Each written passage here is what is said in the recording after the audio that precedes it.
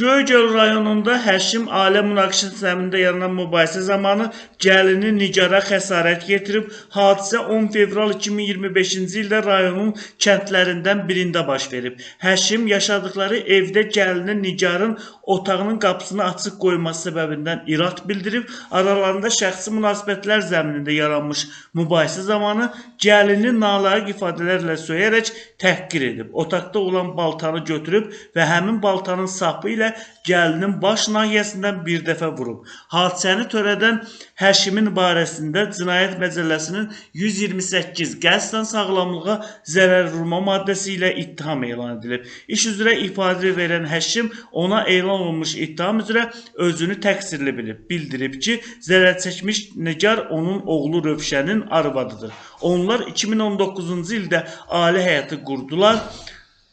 Bircə nikahlarından 2 az yaşlı övladları var. Fevralın 10-da təxminən saat 20 radələrində yaşadığım evdə, fərdi yaşayış evində çöldən evə girən zaman evin istiliyi üçün qurudulmuş qaz sobası olan otağın qapısının açıq olmasını gördüm.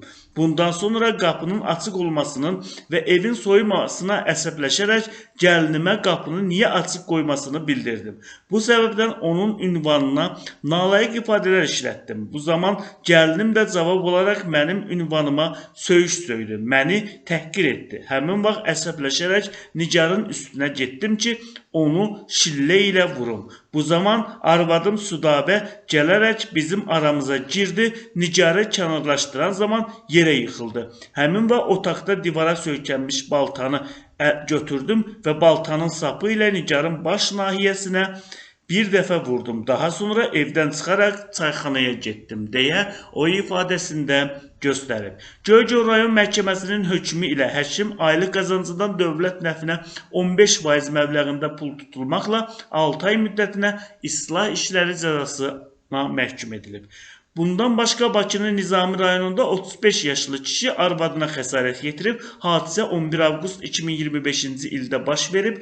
Bakı şəhər sakini 1990-cı il təvəllüdlü Nüsrət həmin gün saat 18:30-da birgə yaşadıkları mənzildə arvadı Nərminə ilə mübahisə edib. Onların arasında mübahisəyə səbəb isə qadının rəfiqələrinin evinə getməsinə icazə verməməsi üstündə baş verib. Nüsrət arvadının rəfiqələrinin evinə getməsinə qadağa qoyub. Bu qadağalara bezən qadın isə ərini təhqir edib. Bu səbəbdən Nüsrət aralarında yaranmış mübahisə zamanı əli ilə arvadının boyun nahiyəsindən vurub. Hadisəni törədən Nüsrətin barəsində Cinayət Məcəlləsinin 128 qəsdən sağlamlığa zərər vurma maddəsi ilə ittiham elan edilir. Bu cinayət işinə Nizami rayon məhkəməsində baxılıb, məhkəmədə məlum olub ki, təqsirləndirilən şəxs zərər çəkənlə barışıb. Bu səbəbdən zərər çəkən ona qarşı şikayətini geri götürüb. Məhkəmənin hökmü ilə təqsirlənən şəxsin barəsində olan cinayət təqibini barışmaları ilə bağlı xitam verilib, o cinayət məsuliyyətindən azad edilib.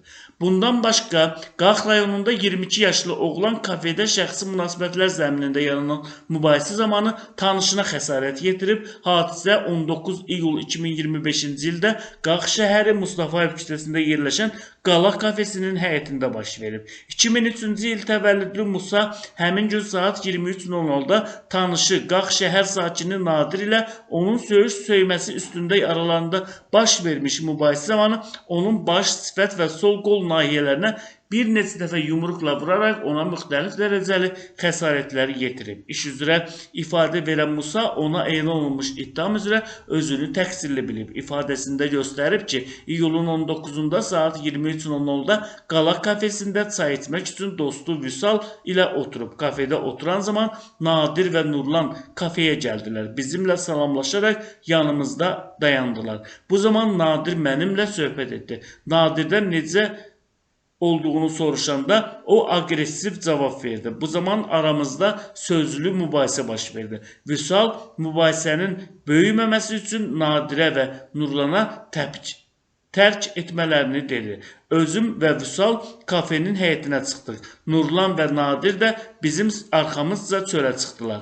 Həmin vaxt Vüsalın telefonda zəng gəldi. O kafedən getdi. Nadir mənimlə mübahisə etməyə başladı.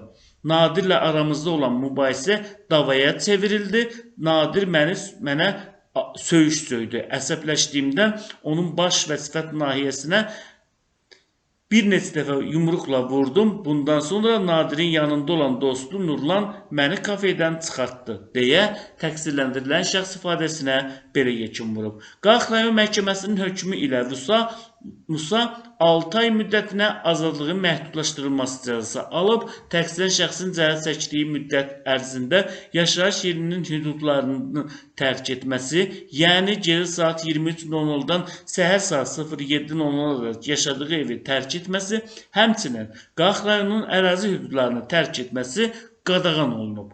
Həkimdə qeyd olunub ki, təqsirli bilinən şəxs bu müddət ərzində elektron nəzarət vasitəsini gəzdirmək və həmin vasitənin işlək vəziyyətdə saxlanılması üçün ona xidmət etməsi tapşırılıb. Bundan əlavə, onun üzərinə müvafiq məhkəmə qərarı olmadan yaşayış yerini dəyişdirməmək, habelə cəzanın icrasına nəzarət edən orqanı iş və ya təhsil yerinin dəyişdirilməsi barədə əvvəlcədən məlumatlandırmaq vəzifəsi qoyulub.